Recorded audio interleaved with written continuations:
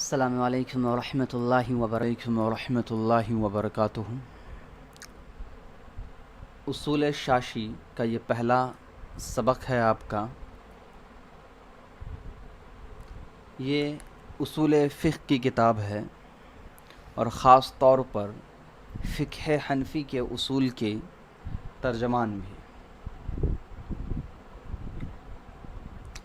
اس کتاب کو سمجھنے کے لیے پہلے سے کسی اصول فقہ کی کتاب کو سمجھنا ضروری ہے اور اس کی کچھ بحثوں کو کم سے کم یاد رکھنا بہت ضروری ہے۔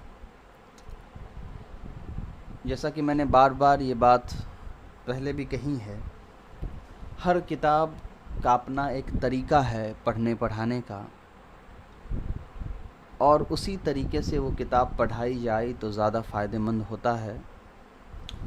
اصول فقہ کی جو یہ کتاب ہے یہ عربی میں ہے اور خاص طور پر بنا اعراب کی عربی ہے۔ تو بہت سارے بچے یہ اصرار کرتے ہیں کہ اس کتاب میں ہمیں ترکیب بھی کرنا آ جانا چاہیے، اعراب بھی بتا دیجئے، لغت بھی بتا دیجئے۔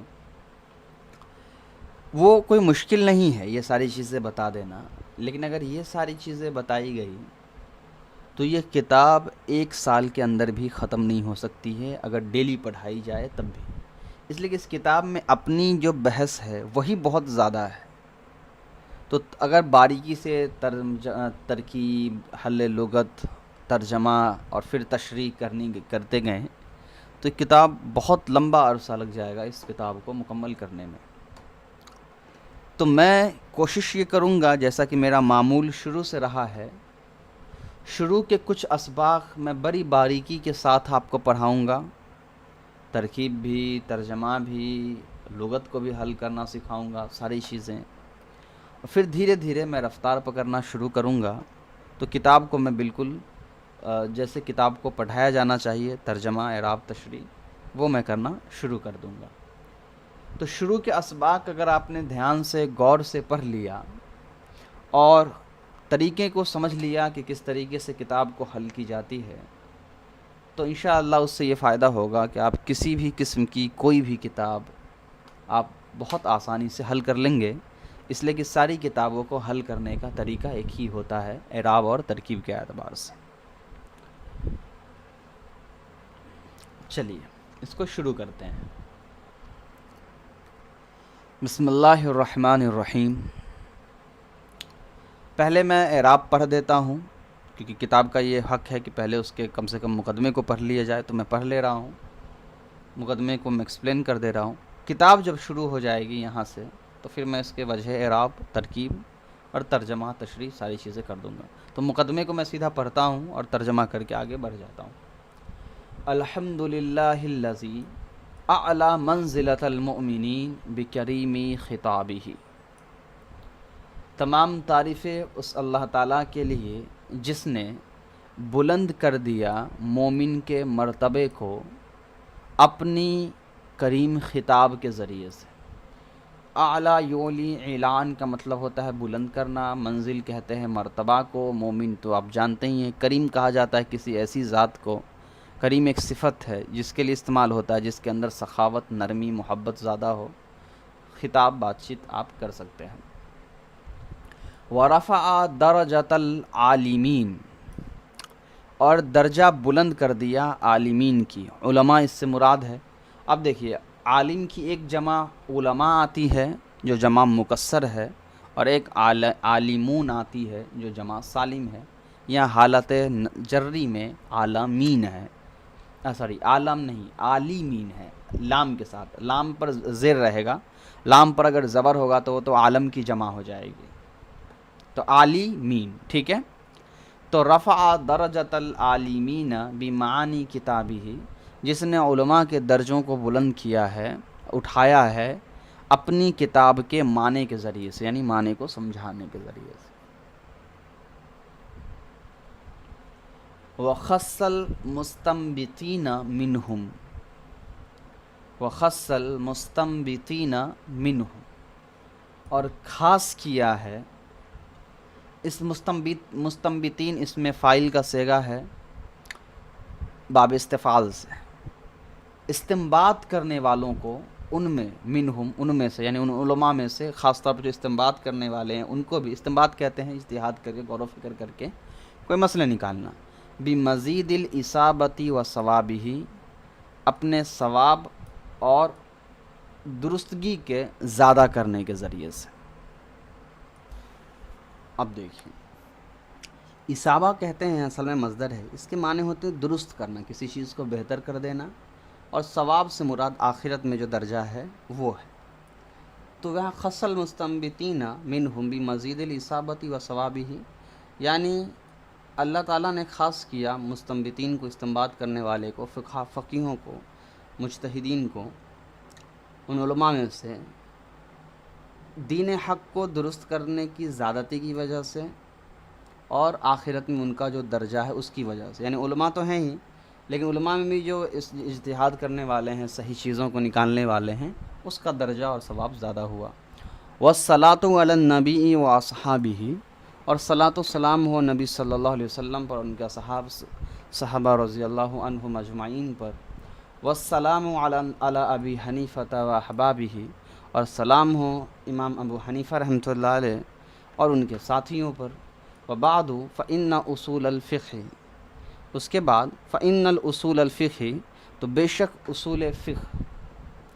اب اصول الفقہ اس لیے میں نے پڑھا، اصول پر میں نے زبر اس لیے پڑھا ہے کہ ان حروف مشبہ بالفعل ہے، اور اس کا اسم جو ہوتا ہے اس پر زبر پڑھا جاتا ہے، اور فقہ کو میں نے مضاف الیہ پڑھ کر زیر پڑھا ہے۔ اس کی وجہ یہ ہے کہ اگر فقہ کو میں مضاف الیہ بنانا، میں نے کیوں بنایا یہ میں بتا دیتا ہوں۔ اصول پر الف لام اور تنوین دونوں میں سے کچھ بھی نہیں ہے۔ کسی لفظ کے ایک ہی صورت میں الف لام اور تنوین نہیں ہو سکتے ہیں، جب وہ لفظ مضاف بنتا ہو، لیکن مضافی ایک ایسا لفظ ہے جس پر الف لام اور تنوین نہیں آ سکتے ہیں۔ تو یہاں اصول پر الف لام اور تنوین نہیں آیا، اس لیے یہ مضاف بن گیا۔ تو آگے جو الفقہ ہے وہ 100% مضاف الیہ ہوگا، اس لیے کہ مضاف الیہ ہمیشہ ساتھ آتے ہیں۔ تو فإن الاصول الفقہ، بے شک اصول فقہ، تو یہ اصل میں ہوتا تو مضاف الیہ کا ہے، لیکن اردو میں بھی اصول فقہی ہم پڑھ دیتے ہیں، اصل میں کیسے ہوگا؟ فقہ کے اصول، مضاف الیہ۔ چلیے، اربعتن کو میں نے پیش کیوں پڑھا؟ اربعتن کو میں نے پیش اس لیے پڑھا کہ ان کی یہ خبر ہے، ٹھیک ہے۔ کتاب اللہ تعالی، اب آپ پوچھیں گے کتاب اللہ، کتابو میں نے کیوں پڑھا؟ تو یہ بھی مضاف الیہ ہے، تو آپ سمجھ ہی رہے ہیں۔ اور پیش پڑھا اس لیے کہ زیر اور زبر دینے والی کوئی عامل پیچھے موجود نہیں ہے۔ وسنت رسولہ صلی اللہ علیہ وسلم و اجماع الامتی، سارے سیم ہی ہیں۔ والقیاس، فلا بدہ فعل ایسے استعمال ہوتا ہے، من حرف جر ہے تو بحثی پہ 100% زیر ہوگا۔ من البحثی، فی حرف جر ہے تو کلی مضاف ہوتا ہے، اور واحدن پھر مضاف الیہ ہوگا، کلی ہمیشہ مضاف بن کر ہی آتا ہے۔ تو فی کلی واحدن، من اگر حرف جر ہے تو اقسام پہ مجرور ہوگا، اس لیے کہ حاذا تو مبنی ہے، اور حاذا اس میں اشارہ ہے، تو اس میں اشارہ مشار الیہ کے بغیر نہیں آئے گا، تو من حاذہ الاقسام، ٹھیک ہے۔ اب لام تعلیل ہے، لیکن لام سے پہلے ان یا حتیٰ چھپا ہوتا ہے، ان چھپا ہوتا ہے، تو اس لیے اس پر زبر آئے گا، تو لی یعلم۔ اب سوال ہے کہ لی یعلم پر ہے یا یولم پر ہے؟ تو ایک قاعدہ میں بتا دیتا ہوں، یہ اصل میں قاعدہ نہیں ہے، یہ میں نے غور فکر کیا تو مجھے یہ بات سمجھ میں آئی، اس لیے میں آپ سے شیئر کر رہا ہوں، بتا رہا ہوں آپ کو۔ عام طور پہ جب بھی فعل کے بعد حرف جر آ جاتا ہے فوراً، تو وہ جو فعل ہوتا ہے نا وہ مجہول ہوتا ہے، تو لیولم پڑھیے۔ اگر آپ یہ اس کو لیولم بذالک پڑھیے گا تو جار مجرور کے بعد 100% جو لفظ ہوتا ہے عام طور پہ، 100% نہیں 90% جو تجربہ سامنے آیا وہ نائب فاعل بنتا ہے، تو طریقو نائب فاعل ہوگا۔ طریقو مضاف میں نے اس لیے بنایا کہ اس پر بھی الف لام اور تنوین نہیں ہے۔ تخریج کو بھی میں نے مضاف الیہ مضاف بنایا اس لیے کہ اس پر بھی الف لام اور تنوین نہیں ہے، اور الاحکام کو میں نے مضاف الیہ بنا دیا اس لیے کہ اس پر الف لام ہے، اور مضاف الیہ کے علاوہ تو زیر ہوتا ہی ہے۔ تو یہاں تک میں نے اعراب پڑھ دیا، اب ایک بار میں پورا پڑھ کر پھر ترجمہ کر دیتا ہوں، مختصر سا دیکھ لیجیے۔ اصول فقہ جو ہے وہ 4 ہیں: کتاب اللہ، اللہ تعالیٰ کی کتاب یعنی قرآن کریم، رسول اللہ صلی اللہ علیہ وسلم کی سنت، اجماع امت یعنی امت کا اجماع، اور قیاس۔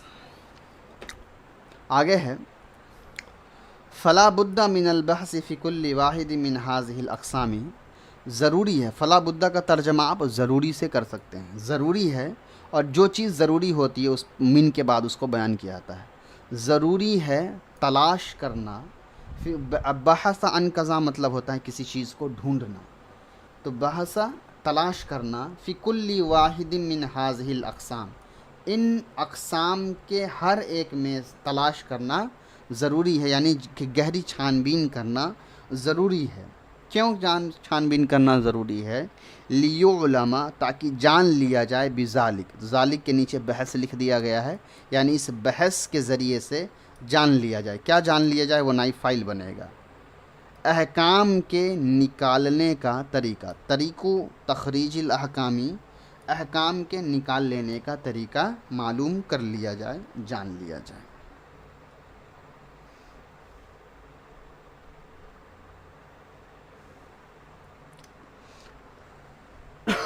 اب آگے دیکھیں، البحث الاول فی کتاب اللہ تعالی، اعراب بتا دیا تو غالباً ترکیب کرنے کی اب ضرورت ہے نہیں۔ البحث الاول موصوف صفت مبتدا ہو جائے گا، فی کتاب اللہ تعالی، اللہ تعالیٰ کی کتاب میں۔ اب یہاں آنے سے پہلے چار چیزیں ہمیں سمجھنا ضروری ہے، 1 2 3 4، اصول فقہ 4 یعنی فقہ کے اصول 4 ہیں۔ اب پہلے سمجھیے اصول کیا ہوتا ہے۔ اصول اصل میں کہا جاتا ہے طریقہ، طریقے، اس کے الگ الگ ترجمے ہیں، جو آسان ترجمہ مجھے لگا وہ میں آپ کو بتا رہا ہوں، وہ ہے طریقہ۔ اصول فقہ کا مطلب ہو گیا سمجھنے کا طریقہ، فقہ مطلب ہوتا ہے اصل میں سمجھنا، سمجھ، تو اصول فقہ سمجھنے کا طریقہ۔ کیا سمجھنے کا طریقہ؟ قرآن و حدیث سے جو مسائل آئے ہیں اس کو سمجھنے کا طریقہ۔ اب ہے اصول فقہ 4 ہیں، یعنی قرآن جو سمجھداری ہے اس کو کسی چیز کو سمجھنے کے لیے کتنی چیزوں کی ضرورت ہے، تو یہاں 4 چیزیں انہوں نے لکھی ہیں۔ پہلا ہے کتاب اللہ، قرآن، دوسرا ہے سنت رسول صلی اللہ علیہ وآلہ وسلم، تیسرا ہے اجماع، اور چوتھا ہے قیاس۔ اب کتاب کیا ہے وہ سمجھیے پہلے۔ کتاب اللہ سے مراد یہاں پر قرآن کریم ہے۔ اب قرآن ہے تو اس کی تھوڑی سی تعریف بھی سمجھ آ جانی چاہیے کہ قرآن کہتے کس کو ہیں۔ تو قرآن اس کتاب کو کہتے ہیں جو آپ صلی اللہ علیہ وسلم پر 23 سال کے وقفے میں نازل ہوئی، جس کی شروعات الحمدللہ یعنی سورہ فاتحہ سے ہوتی ہے، اور جس کی اختتام جو ہے وہ قل اعوذ برب الناس پہ جا کر ہوتی ہے۔ تو یہ قرآن کریم کی تعریف ہے۔ سنت رسول میں آ جائیں گے 3 چیزیں، ایک جو آپ صلی اللہ علیہ وسلم نے کیا ہو، 2 جو آپ صلی اللہ علیہ وسلم نے کہا ہو، 3 کوئی چیز آپ صلی اللہ علیہ وسلم کے سامنے ہوا ہو تو آپ نے یا تو روکا ہو یا نہ روک کر اس کو کرنے کی اجازت دے دی ہو۔ تو یہ ہو گئے 3۔ اجماع امت کیا ہے؟ اجماع کہتے ہیں کسی ایسی بات پر امت کے اکثریت لوگوں کا، عوام ہو خاص ہو، سب کا کسی ایک ایسی بات پر جمع ہو جانا جس بات کی صراحت کے ساتھ قرآن و حدیث میں دلیل نہیں مل رہی ہے، ظاہری طور پر، حقیقی باطنی طور پر تو ہے۔ اب کوئی ایسا مسئلہ پیش آ گیا جس سے ظاہری طور پر ہم کو قرآن و حدیث میں اس کے مسائل نہیں مل رہے ہیں، تو ہم کیا کر رہے ہیں؟ علماء جو ہیں امت، یہ ہر آدمی کے کام نہیں ہے اجماع، مراد یہاں پر علماء ہے۔ علماء جو ہیں، جو ذمہ دار ہیں، جو مجتہدین ہیں، وہ بہت غور و فکر کرنے کے بعد جو پورے لوگ ایک مسئلے پر آئیں گے اور ایک بات پر آ کر متفق ہوں گے، اس کو کہا جائے گا اجماع۔ اس کی نوعیت کیا ہے، صورت کیا ہے، وہ سب آگے آئے گا، ابھی میں مختصر صرف تعریف کر رہا ہوں۔ اور قیاس کہا جاتا ہے پہلے سے قرآن میں، حدیث میں کوئی حکم موجود ہے کسی خاص وجہ سے، اس حکم کو لگایا گیا ہو، تو وہ وجہ جن جن چیزوں میں پایا جائے گا اس میں ہم قیاس کر کے اس میں ہم وہی حکم لگائیں گے جو قرآن و حدیث میں اس چیز پر لگا ہوا ہے۔ قیاس کہتے ہیں اصل میں اندازہ لگانے کو۔ مثال کے طور پر شراب قرآن میں حرام ہے، اس کی علت خرابی بتائی گئی ہے، بہت ساری دوسری چیزیں، تو نشہ اصل میں علت ہوئی، وجہ بنتی ہے شراب کو حرام ہونے کی۔ تو اب اس سے ہم لوگ یہ اندازہ لگائیں گے کہ جن جن چیزوں میں نشہ ہوگا وہ ساری کی ساری چیزیں حرام ہونی چاہیے۔ کیوں؟ اس لیے کہ شراب کی حرمت نشہ کی وجہ سے ہے، تو نشہ وجہ بنی تو جن چیزوں میں بھی نشہ ہوگا وہ حرام ہوگی، تو اس کو کہا جاتا ہے قیاس۔ لیکن بس ایسا ہی نہیں کچھ بھی قیاس کر لیں گے، طریقہ ہے وہ آپ ساری چیزیں پڑھیں گے۔ یہاں میں نے صرف آپ کو لفظ کی تشریح کر دی ہے، جو نیا نیا الگ الگ لفظ یہاں پر آیا ہے۔ چلیے آگے دیکھیے، فصل فی الخاص والعام۔ پہلی جو بحث ہو رہی ہے وہ کتاب اللہ سے، ظاہر سی بات ہے قرآن سے ہی ہوگی، اس لیے کہ سب سے پہلے تو ہم کو قرآن کریم میں ہی دیکھنا ہے، تو قرآن کریم سے پہلی بحث، فصل فی الخاص والعام، پہلی فصل عام اور خاص ہونے کے اعتبار میں۔ عام اور خاص کیا ہے اب وہ سمجھ لیجیے۔ قرآن کریم کے اندر جو لفظ استعمال ہوئے ہیں وہ دو طرح کے لفظ ہو سکتے ہیں، عام لفظ ہو سکتا ہے اور خاص لفظ ہو سکتا ہے۔ یہاں پر ایک بات آپ کو پہلے سے یاد رکھنی ہے، وہ یہ کہ میں جو سمجھا رہا ہوں تو آپ ترجمے کے بنا پر عام خاص نہیں دیکھیں گے، عربی جو لفظ ہے اس کے بنا پر عام اور خاص کو سمجھیں گے، نہ کہ ترجمے سے۔ اس کو آپ ہمیشہ یاد رکھیے، ورنہ ہمیشہ کنفیوز کریں گے۔ ہم لوگ عربی پڑھ رہے ہیں تو میں اردو میں کوئی مثال دوں یا ترجمے سے کوئی مثال دے دوں تو اس کا مطلب یہ نہیں ہے کہ آپ اس کو پکڑ لیں گے، بلکہ آپ عربی والے کو پکڑیں گے، عربی میں کیا مثال ہے، ٹھیک ہے؟ تو عام اور خاص، عام اور خاص جو لفظ ہے یہ آپ کے لیے نیا نہیں ہے، آپ نے اس سے پہلے بھی عام کے بارے میں پڑھا ہے اور خاص کے بارے میں پڑھا ہے، معرفہ اور نکیرہ میں۔ لیکن یہاں معرفہ نکیرہ مراد نہیں ہے، یہاں عام اور خاص سے مراد کیا ہے وہ آپ کو تعریف میں ہی دیا ہوا ہے، آپ دیکھیں گے تو سمجھ میں آ جائے گا۔ دیکھیے تعریف کیا ہے۔ فالخاص، تو خاص جو ہے، لفظ، ایسا لفظ ہے، وضیع۔ اب میں وضیع کیوں پڑھ رہا ہوں؟ اس لیے کہ وضع معنی ہوتا ہے وضع کرنا، تو لفظ وضع کرتا ہے یہ صحیح نہیں ہوگا۔ اور آگے میں نے بتا ہی دیا تھا آپ کو ایک اور قاعدہ کہ لام حرف جر ہے، تو حرف جر ہوتا ہے تو عام طور پہ وہ مجرور ہوتا ہے، ٹھیک؟ تو لفظ وضیع، ایسا لفظ جس کو وضع کیا گیا ہو، یعنی جس کو بنایا گیا ہو۔ کس چیز کے لیے بنایا گیا ہو؟ لِمَانٍ معلوم، ایک معلوم معنی کے لیے۔ معلوم وہی معلوم جو ہم اردو میں بولتے ہیں، علیمہ صحیح ہے، اور معنی آپ سمجھ رہے ہیں۔ پہلے ایک لفظ یہاں تک سمجھ لیجئے، خاص کہتے ہیں ایسے لفظ کو جس کو وضع کیا گیا ہو، بنایا گیا ہو، لِمَانٍ معلوم، کسی خاص معلوم معنی کے لیے۔ اب معلوم معنی کیا ہے اور وضع کیا گیا ہو کیا ہے وہ اس کو سمجھیے۔ اب بھائی عربی زبان ہے تو عربی زبان میں ہر لفظ کو بنایا گیا ہوگا۔ ماء مطلب پانی، رجل مطلب آدمی، قلم مطلب قلم، کتاب مطلب کتاب، فرس مطلب گھوڑا، تو کسی نے تو بنایا ہوگا نا۔ فرس مطلب گھوڑا خود سے بن کے نہیں آیا ہوگا، تو کسی نے گھوڑا کو دیکھ کر اس کو کہا کہ یہ فرس ہے، تو فرسن بن گیا ہوگا۔ تو وضیع کا مطلب ہوتا ہے، وضع کرنے کا مطلب یہی ہوتا ہے کہ اس لفظ کو جو استعمال کیا جا رہا ہوگا وہ کس معنی میں استعمال کیا جا رہا ہوگا۔ تو خاص لفظ کا مطلب ہے، خاص وہ لفظ ہوتا ہے جس کا استعمال کسی معنی معلوم کے لیے کیا جاتا ہے، یعنی کوئی چیز ہے جس کا ایک مطلب ہے اور اسی کے لیے اس کو استعمال کیا جاتا ہے۔ جیسے مثال کے طور پہ میں نے کہا فرسن، تو فرسن ایک عربی لفظ ہے، اور فرسن کا ایجاد کیوں کیا گیا، وضع کیوں کیا گیا؟ ایک معنی دینے کے لیے، اور وہ معنی کیا ہے؟ گھوڑا۔ تو معلوم کیا ہے؟ معلوم ہے یہاں پر اس کا جو فرسن کا جو مطلب ہے، جو میننگ ہے، جو معنی ہے، وہ ہمیں معلوم ہے، ہم کو پتہ ہے۔ تو خاص لفظ کیا ہو گیا؟ خاص وہ لفظ ہوتا ہے جو کسی معنی کے لیے پتہ ہوتا ہے، کسی معنی پر دلالت کر رہا ہوتا ہے، کسی معلوم کی ہوئی چیز کو بتا رہا ہوتا ہے۔ تو یہ ہو گیا معنی معلوم۔ لیکن یہاں فرسن کی مثال آپ نہیں لیں گے، اس لیے کہ فرسن کا مطلب میں نے صرف معنی کے لیے آپ کو سمجھا دیا، پر فرسن معنی نہیں ہے. فرسن ایک گھوڑا ایک جاندار چیز ہے, تو وہ الگ اس کی قسم بنے گی, ہے نا. یہاں آپ معنی معلوم سے مراد کچھ اور لے لیجئے جس کا کچھ معنی ہوتا ہے.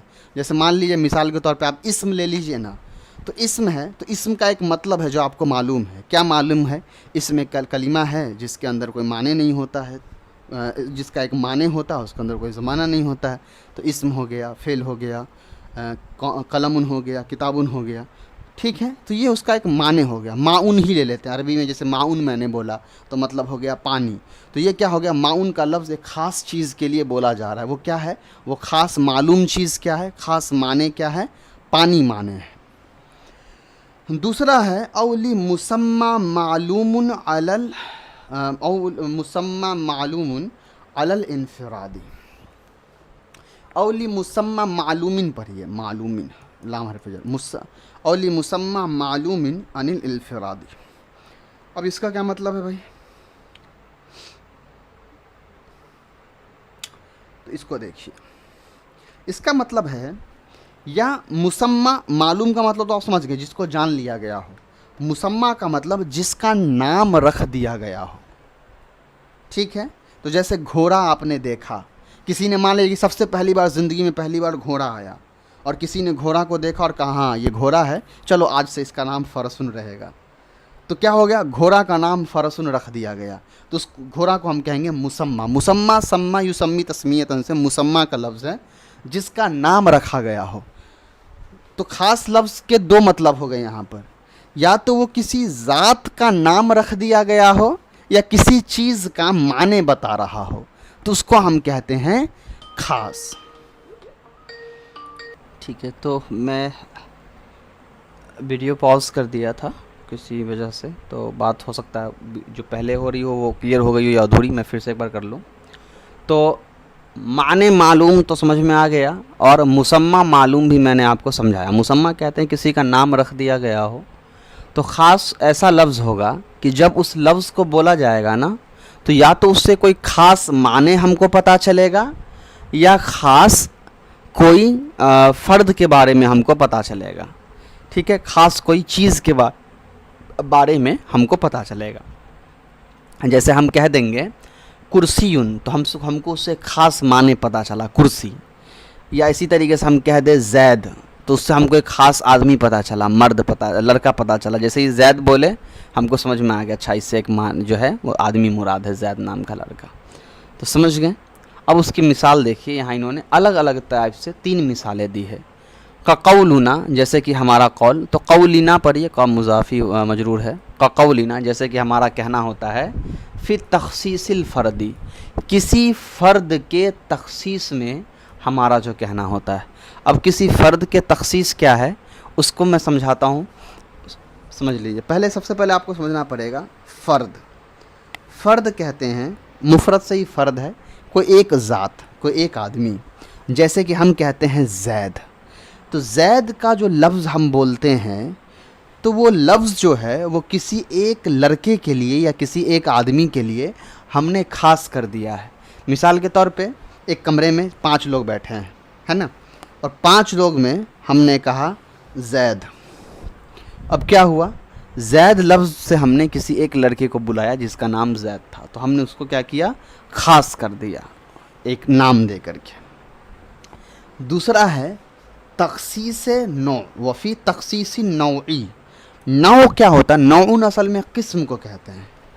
جیسے کہ رجلن, رجلن ایک قسم ہے. اب دیکھیے رجلن سے کوئی ایک آدمی مراد نہیں ہے نا.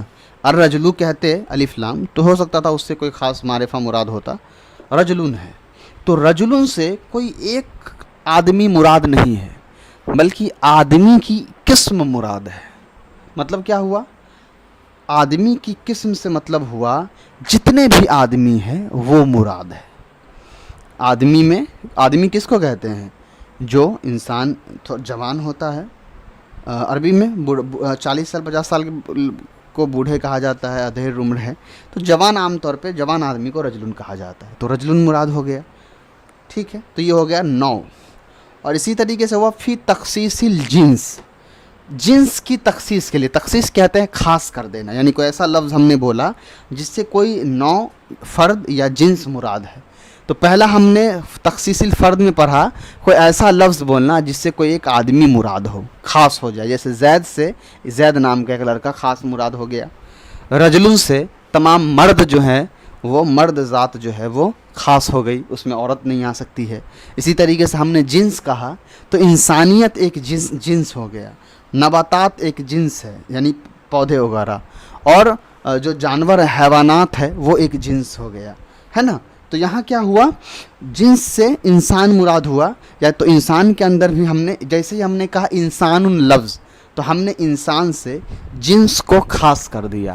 یعنی اب انسان سے مراد ہم صرف انسان کی کیٹیگری لے رہے ہیں، نہ کہ ہم حیوان کی، جانوروں کی لے رہے ہیں، اور نہ ہم جو ہے وہ نباتات پیڑ پودوں کی ہم لے رہے ہیں، یا پتھروں کی، یا کچھ کوئی اور نہیں، بس ہم انسان لے رہے ہیں. تو اب سمجھ میں آ گیا، فرد، نوع اور جنس بھی آپ نے سمجھ لیا، اور خاص لفظ بھی آپ نے سمجھ لیا کہ خاص لفظ یا تو کسی معنی کے لیے بولا جاتا ہے یا کسی چیز کے لیے بولا جاتا ہے جس کے بارے میں ہم کو پتہ ہوتا ہے. تو اب عام جو ہوگا اسی کا جسٹ الٹا ہوگا، ہے نا. جیسے دیکھیے،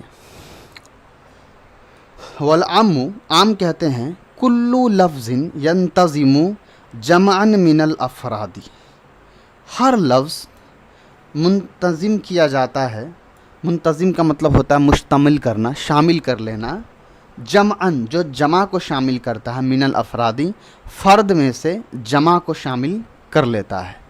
فرد میں سے جمع کو شامل کر لینے کا مطلب یہ ہے کہ عام ایک ایسا لفظ ہوتا ہے جس کے لیے بولا جاتا ہے تو وہ اس سے مراد کوئی ایک خاص فرد نہیں ہوتا. فرد کا مطلب ایک اکیلا آدمی یا ایک اکیلا معنی یا ایک اکیلا چیز.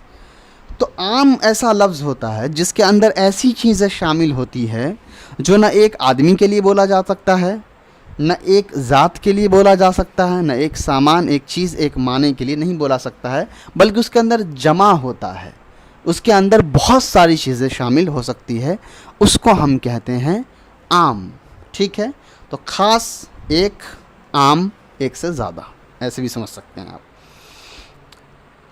اب یہ جو عام ہے وہ لفظی طور پر ہو سکتا ہے. لفظی طور پر مسلمون، مشرکون، ہے نا. لفظی طور پر کا مطلب ہو گیا کہ عام لفظ استعمال کیا جاتا ہو. اب جیسے ہی یہاں استعمال کریں گے مسلمان، تو مسلمان عام لفظ ہے نا. مسلمان عام لفظ کیوں ہے؟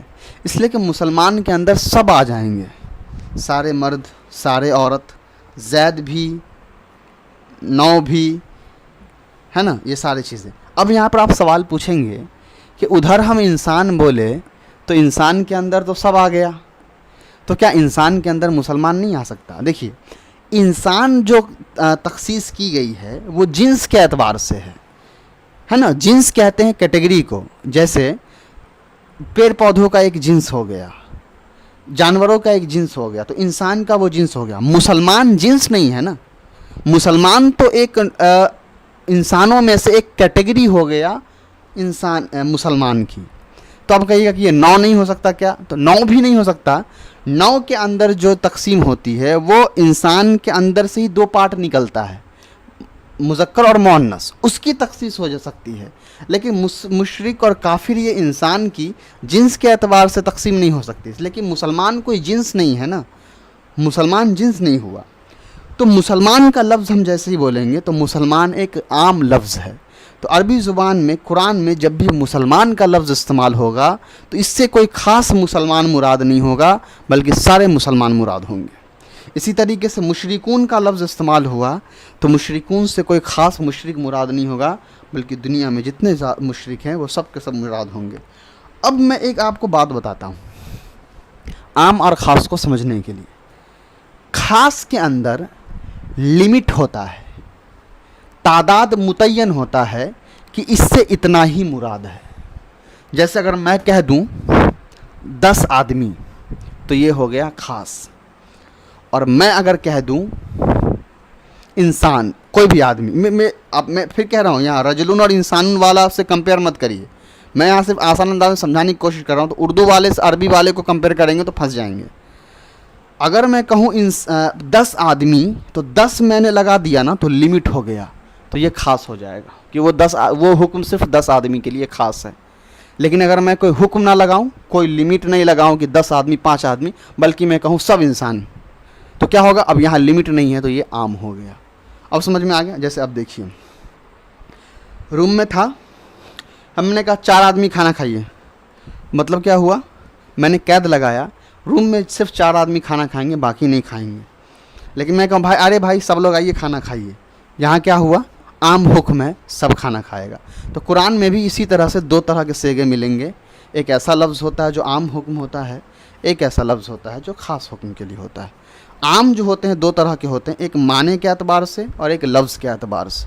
تو لفظ عام ہو سکتا ہے جیسے مشرکون اور یہ مسلمون مومنون وغیرہ، اور معنی کے اعتبار سے جیسے من ما وغیرہ کا استعمال ہوتا ہے.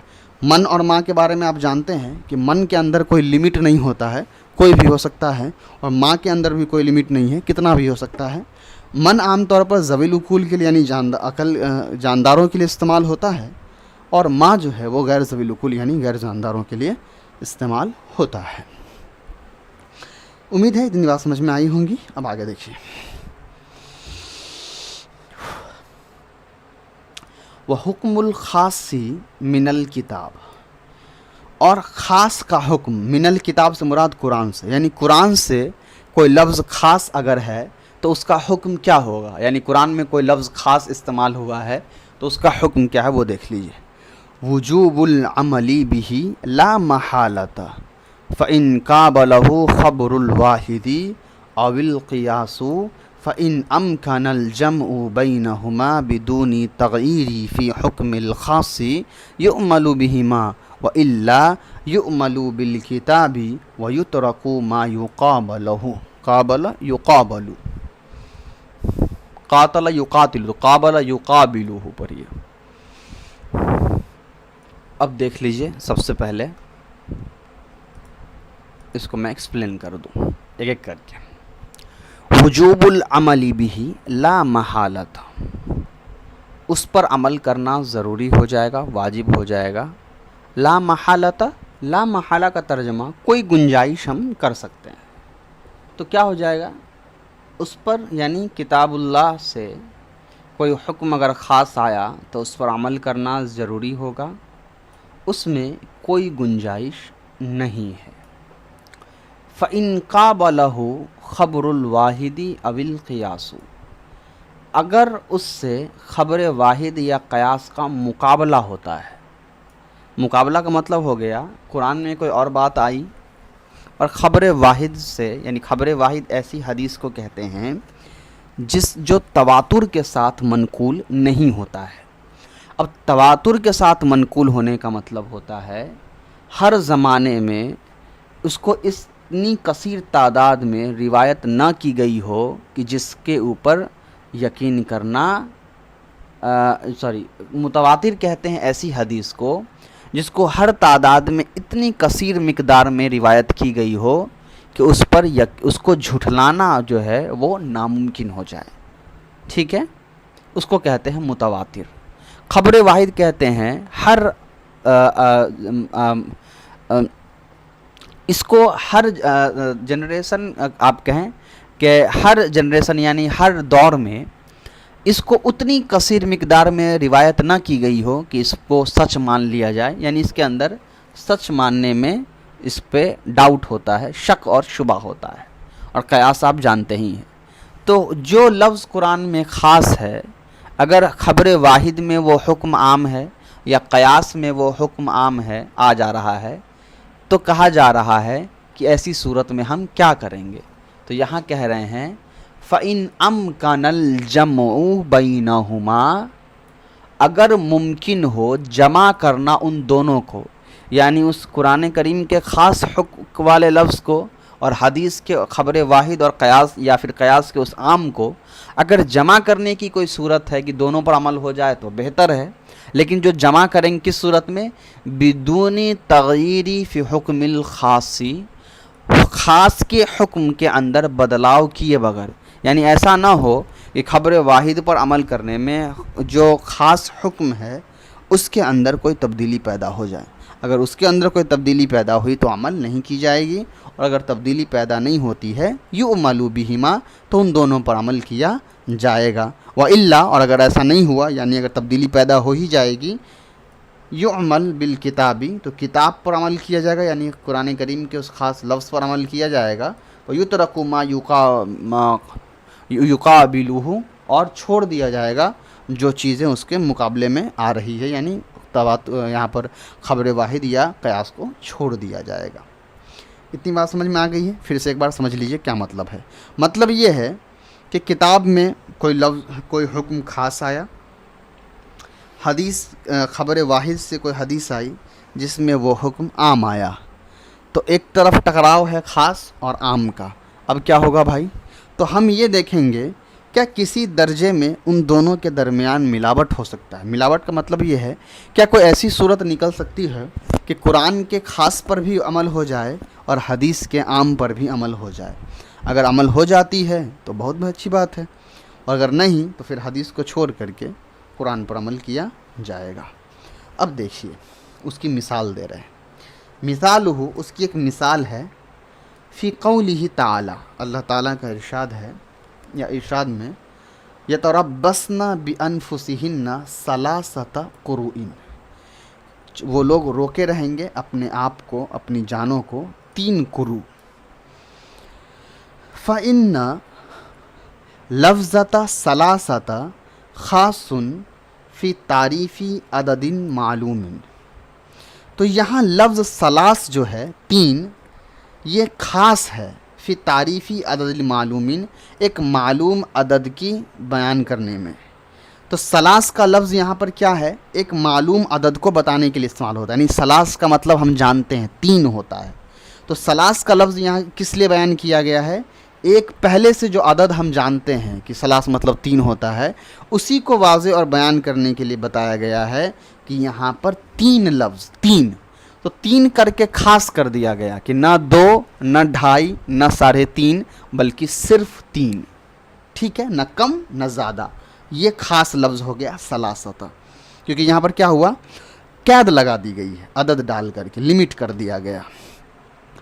فیوجب العمل به تو اس پر واجب کیا جائے گا عمل کا کرنا, یا فلیجب العمل به بھی پڑھ سکتے ہیں, اس پر عمل کرنا واجب ہے. یعنی اب یہاں پر خاص کا حکم ہے, قید لگ گیا ثلاث کا 3 کا, اس پر اب عمل کرنا ہمارے لیے واجب ہے. وَلَوْ حُمِلَ الْأَقْرَاءُ عَلَى الْأَطْهَارِ, اب دیکھیے یہاں سے ایک الگ بات ہے. اور اگر محمول کر لیا جائے یعنی مان لیا جائے الاقراء کے معنی میں الاطہاری, کہ اقراء سے مراد اطہار ہے. ٹھیک ہے, کما ذہب الیہ الشافعی, جیسے کہ اس کی طرف امام شافعی رحمۃ اللہ علیہ نے اسی معنی میں لیا ہے. بی اعتبارن اس اعتبار سے ان طہرا کہ بے شک جو طہر ہے مذکر ہے دون الحیضی حیض کو چھوڑ کر کے.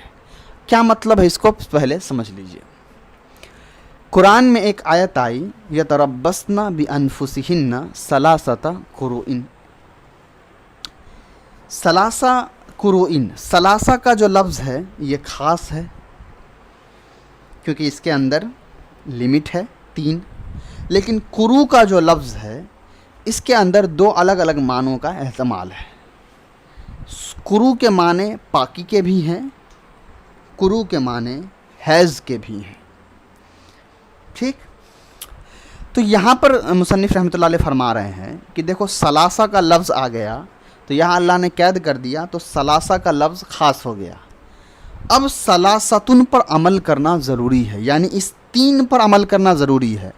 وہ الگ بات ہے کہ تم قروء سے مراد چاہے حیض لو چاہے طہارت لو, لیکن عمل تم کو 3 پر کرنا ہے. چاہے تم 3 حیض مراد لو تو 3 حیض پر عمل کرو, اور اگر 3 طہر مراد لیتے ہو تو 3 طہر پر عمل کرو, پاکی پر عمل کرو, کیونکہ ثلاثن خاص ہو گیا. یہ بات کہی. اس کے بعد کہا کہ لو حملا, لیکن اگر مان لیا جائے کہ الاقراء جو ہے یہ پاکی کے معنی, یعنی جو قروء کا جو لفظ ہے یہاں پر وہ پاکی کے معنی. اب دیکھیے یہاں سے طرز بدلا. اب یہاں سے امام شافعی رحمۃ اللہ علیہ کی جو دلیل ہے اور جو ان کا حکم ہے اس کرو اور ان کی جو تحقیق ہے کرو کے متعلق، اس پر کلام کر رہے ہیں مصنف رحمۃ اللہ علیہ کہ امام شافعی رحمۃ اللہ علیہ نے ثلاثۃ قروء سے طہر مراد لیا ہے، اور امام ابو حنیفہ رحمۃ اللہ علیہ نے قروء سے مراد حیض لیا ہے۔ فرق سمجھ میں آ گیا؟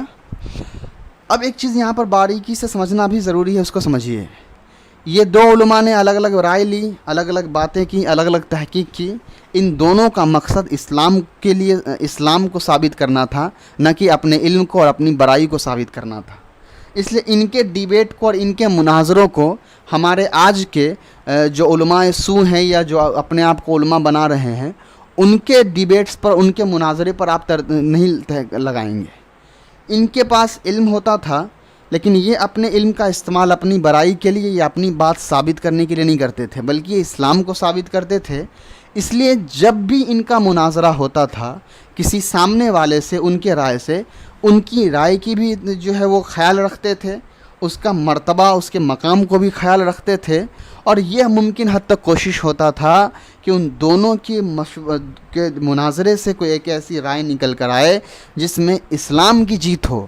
ایسا نہ ہو کہ مناظرہ ختم ہو جانے کے بعد گروپ بن جائے کہ ہمارا والا جیت گیا، تمہارا والا ہار گیا، بلکہ دونوں ایسا ہو جائے کہ دونوں گھڑ جائے یہ کہہ گا کہ آج اسلام جیت گیا اور ہمارے علماء نے کتنا اچھا کام کیا۔ تو یہ فرق تھا ان کے مناظرے میں اور آج کے ہمارے مناظرے میں۔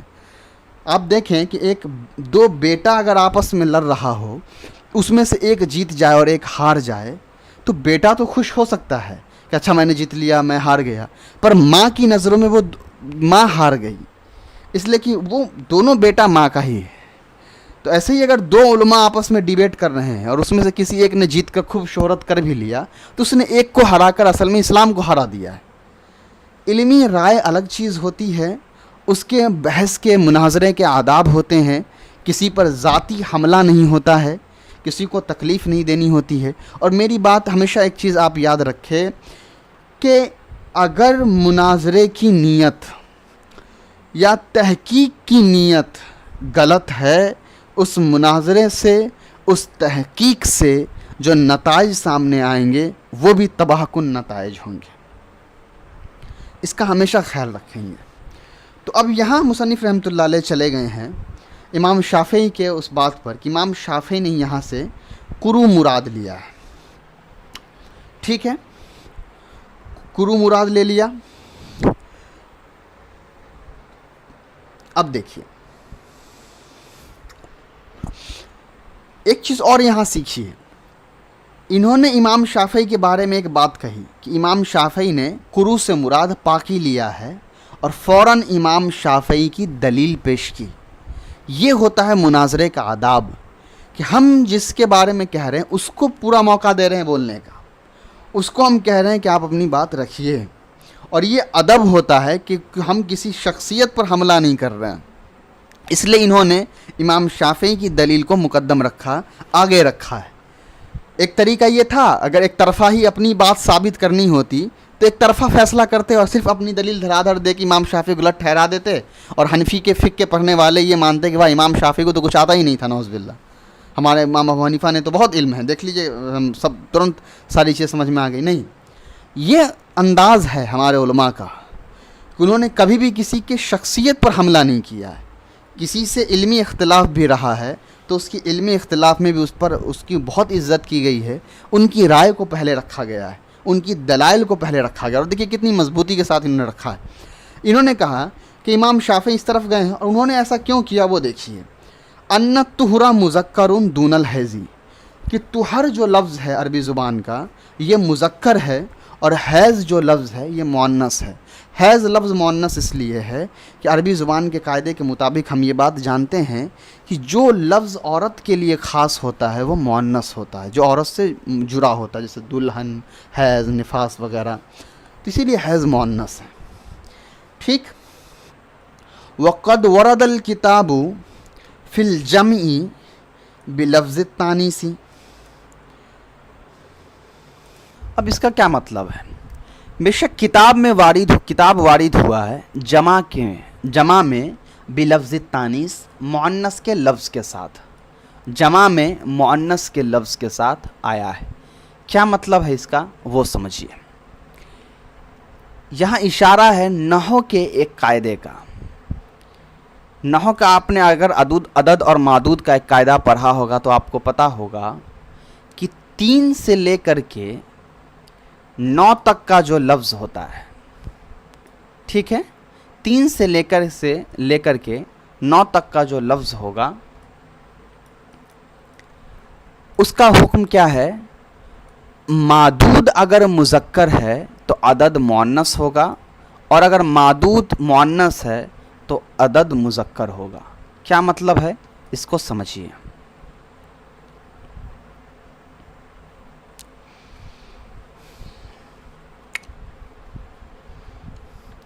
سب سے پہلے تو آپ کو عدد اور معدود سمجھنا پڑے گا. عدد تو کہتے ہیں گنتی کو، 1 2 3 4 5، تو یہ ہو گیا عدد. اور معدود کہتے ہیں جس کو گنا گیا ہو، یعنی جیسے ہم کہیں 2 قلم، تو 2 ہو جائے گا عدد اور قلم کیا ہو جائے گا؟ معدود ہو جائے گا، اس لیے کہ قلم کو گنا گیا ہے. تو اب دیکھیے رجلن ہے، اگر مجھے کہنا ہے 3 رجلن تو ہم کہیں گے ثلاثۃ رجالن. یہ قاعدہ ہے عدد معدود کا. تو رجلن کیا ہے؟ مذکر لفظ ہے نا، تو مذکر معدود تھا، اسی لیے اس کے مقابلے میں مؤنث معدود آیا. یہی اگر مجھے 3 عورت کہنا ہوتا تو میں کہوں گا ثلاثہ نسائن. عدد معدود کا آپ دیکھ لیں ویڈیو، نہیں پتا ہو تو سمجھ میں آ جائے گا میرا.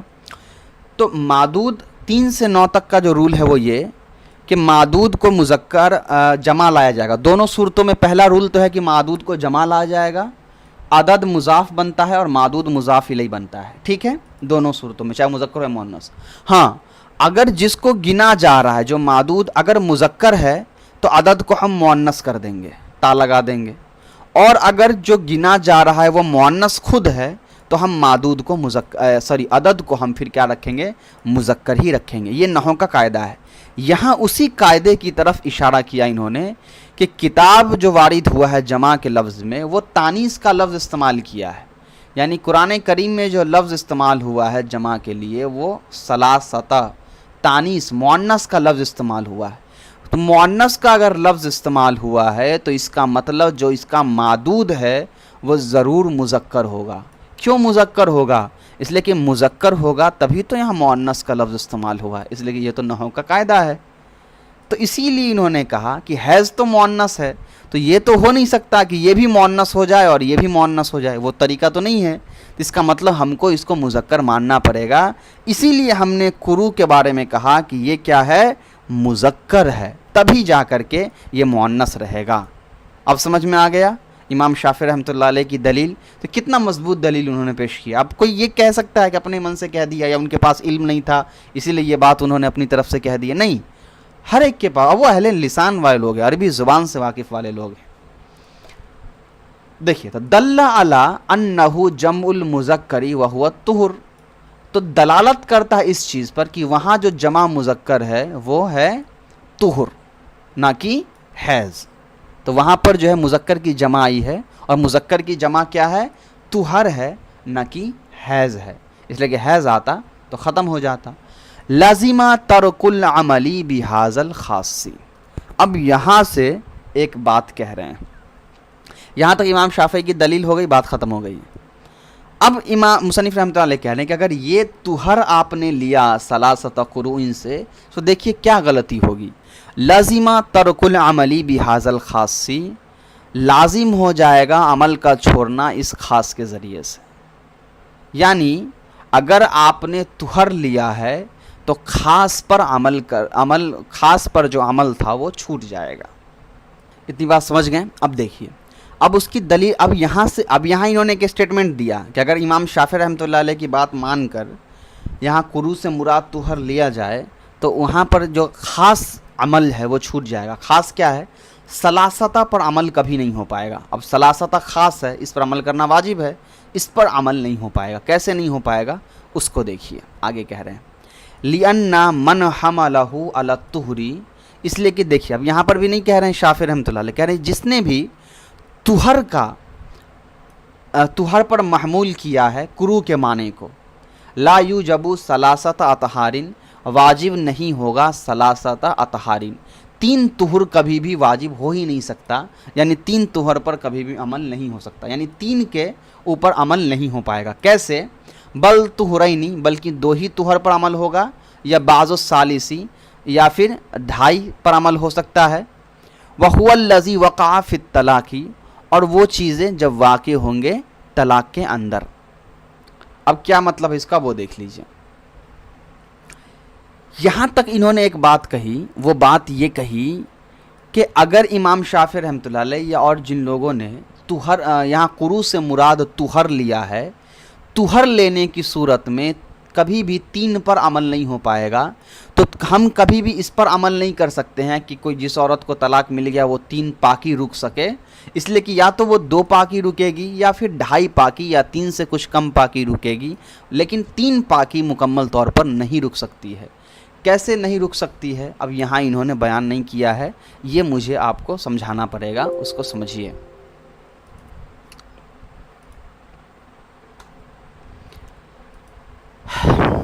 यहाँ देखिए, मिसाल के तौर पर ये एक लाइन मैंने ड्रॉ किया है, ये इमाम शाफ़ी रहमतुल्लाह अलैह क्या के लिए मैं बयान कर रहा हूँ। 3 का याद रखिए मादा, ये पाकी को बता रहा है, ठीक है। अब यहाँ पे मैं एक औरत रख रहा हूँ, एक इसको मैंने यहाँ पर रखा। अब देखिए, अगर किसी शौहर ने, अब ये औरत अभी पाक है, इसलिए हैज़ की सूरत में तलाक देना नहीं जायज़ नहीं है, तो ये औरत अभी पाक है। अब अगर किसी ने इसको अभी तलाक दिया, किसी ने अभी इसको तलाक दिया, तो क्या हुआ? एक पाकी अभी इस पे लग गया, ये दूसरा पाकी हो गया, और ये तीसरा पाकी। तो पाकी की सूरत में ही तलाक दिया, इसलिए वो पाकी तो गिनाएगा ही नहीं, इसलिए कि तलाक देने के बाद हमको रुकना था 3 पाकी के लिए, लेकिन चूंकि पाकी की हालत में ही तलाक दे दिया गया, तो ये पाकी तो अब गिनाया ही नहीं, इसलिए कि अब इसके इमाम शाफ़ी के नज़दीक क्या हुआ कि ये पाकी था, तो वो तलाक वहाँ से काउंट होने लगा। तो एक ये हो गया और एक ये हो गया, तो 2 ही पाकी पर अमल हो पाया, अगर तुहर मुराद लेते हैं ये तो, ठीक है। क्यों? अब फिर इसका रीज़न समझिए, फिर क्या मतलब है यहाँ। अगर ये औरत अभी पाक है और इनको किसी ने तलाक दे दिया, तो ये पाक है, तो इनकी तलाक अभी से काउंट हो जाएगी, तो ये वाला क्या हुआ? ये आधा ही हुआ ना, इसलिए कि पाकी के कुछ दिन तो उन्होंने गुजार लिए हैं। अब इसको मैं कैसे समझाऊं उसको, और थोड़ा समझ लीजिए। पाकी के और नापाकी के एक वक्त मुतय्यन होता है, हर एक के साथ एक मुद्दत होती है, 3 दिन 4 दिन नापाकी, या 15 दिन 20 दिन पाकी के, इस तरीके से। मान लिया जाए कि इन औरत ने अपनी पाकी के 5 दिन इनको पाकी 20 दिन रहता है, और इन्होंने 5 दिन गुजार लिए अपने। अब इनके शौहर ने इनको तलाक दिया, तो इनके शौहर ने जब इनको तलाक दिया, तो इनका 5 दिन तो ख़त्म हो गया ना, 5 दिन ये ख़त्म कर चुके थे, तो ये 1-2 पाकी तो मुकम्मल तौर पर जोड़ा जाएगा, क्योंकि हाँ ये सॉलिड 2-2 20-20 दिन का 40 दिन हो गया मान लिया जाए, लेकिन ये पाकी जो पहले ही जुड़ गया, इसका कुछ दिन तो पहले ही ख़त्म हो चुका था, तो 3 पाकी पर अमल हो ही नहीं पाया, 2.5 पर ही अमल ही हुआ, या 3 से कुछ कम पर अमल हुआ, लेकिन मुकम्मल 3 पर तो अमल नहीं हो पाया ना। ये बात ये यहाँ पर कहना चाह रहे थे। और इमाम अबू हनीफा रहमतुल्लाह अलैह के नज़दीक है कि अगर ये औरत अभी पाक भी है, अगर मान लिए इसको तलाक दे दिया, तो ये वेट करेंगी, पहली नापाकी, दूसरी नापाकी, तीसरी नापाकी, इस सूरत में 3 पर अमल हो जाएगा। तो इसीलिए इमाम अबू हनीफा रहमतुल्लाह अलैह ने 3 नापाकी जो है वो मुराद लिया, हैज़ मुराद लिया, और इमाम शाफ़ी रहमतुल्लाह अलैह नहव के कायदे के मुताबिक जो है वो ये मुराद लिया, तुहर मुराद लिया। तो तुहर के अंदर क्या नुकसान होगा वो आप समझ गए। अब अगर अब यही नुकसान हुआ है, तो इस सिर्फ यही नुकसान नहीं हुआ, इस एक मतलब इस चीज़ से, इस एक तुहर और हैज़ से कितने मसाइल अब निकलेंगे वो देखिए। इमाम शाफ़ी रहमतुल्लाह अलैह के नज़दीक عدت کی مدت بھی کم ہو جائے، طلاق رجعی اگر اس نے دیا ہے تو رجعت کا جو وقت ہے وہ بھی کم ہو جائے گا. لیکن امام ابو حنیفہ رحمۃ اللہ علیہ کے نزدیک رجعت کا وقت بڑا رہے گا، لمبا رہے گا، آگے رہے گا. کیوں؟ اس لیے کہ یہاں 3 ہے، 3 پہلے یہ وقت گزاریں گے، اس کے علاوہ 3 اور. امام شافعی کے نزدیک کیا ہوگا، اس عورت کے نکاح کا وقت بھی کم ہو جائے گا. مطلب کیا ہو گیا؟ مطلب یہ ہوا مثال کے طور پر کہ ان کے مطابق چونکہ انہوں نے اپنے جو پاکی کا کچھ وقت ہے وہ پہلے ہی گزار لیا، تو ان کے مطابق اگر عدت 25 دن ہوا، چونکہ کچھ وقت انہوں نے پہلے ہی گزار لیا تھا. لیکن امام ابو حنیفہ رحمۃ اللہ علیہ کے نزدیک قرون چونکہ انہوں نے حیض لیا ہے تو کچھ یہ وقت بھی ان کا جوڑا جائے گا، یہاں تک یہ چلتی ہوئی آئیں گی، پھر یہ ایک پاکی ناپاکی پار کریں گی، پھر 2، پھر 3. تو یہاں کیا ہوا، ان کے پاس زیادہ وقت رہے گا، تو ان کو کوئی نکاح کا پیغام جلدی نہیں بھیج سکتا ہے. لیکن امام شافعی کے نزدیک نکاح کا پیغام ان کو جلدی آ سکتا ہے. ٹھیک، ایک بات ہو گئی. اسی طریقے سے میراث کا معاملہ ہو گیا.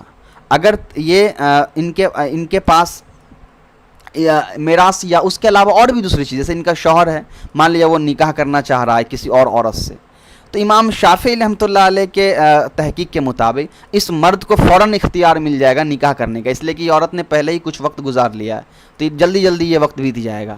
لیکن امام ابو حنیفہ رحمۃ اللہ علیہ کے نزدیک ان کے پاس ایک لمبا ٹائم ہے، تو اس مرد کو فوری طور پر اجازت نہیں ملے گی نکاح کرنے کی دوسری عورت سے. تو اس طرح کے بہت سارے مسائل جو ہے وہ نکل کر سامنے آ جائیں گے، اسی کو یہاں انہوں نے بیان کیا ہے. دیکھیے، فَيُخَرَّجُ عَلَى هَذَا، اسی پر جو ہے بہت ساری، یخرج مطلب ہوتا ہے تخریج، یعنی بہت سارے مسائل اسی سے نکلیں گے. کیسے نکلیں گے؟ دیکھیے، حکم الرجعتی فی الحیضتی ثالثتی و زوالہ، رجعت کا جو حکم ہوگا وہ حیض میں 3 ہوتا ہے، یا اس کے حکم و زوالہ مطلب ہوا، مطلب ہے تیسرے حیض میں رجعت کا حکم یا رجعت کے ختم ہو جانے کا حکم جو ہے اس میں بحث چھڑ جائے گی.